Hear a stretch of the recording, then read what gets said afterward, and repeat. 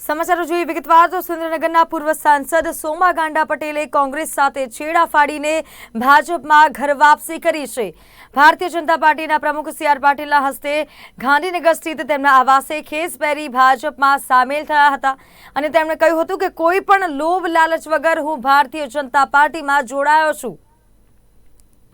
ધામમાં ઈંટ અમારા ગામની આજે અયોધ્યામાં મંદિર થઈ ગયું, એની પ્રતિષ્ઠા થઈ ગઈ, 370 હટાવી દીધી, જેના માટે અમે વર્ષો સુધી લડ્યા છીએ।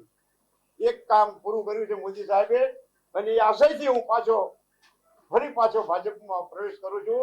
હું એકદમ ખુશ છું કે જેથી કરીને મોદી સાહેબે અમારા વખતના જે કામો હતા અધૂરા એમના વખતમાં બી ખરા એ કામો પૂરા કર્યા।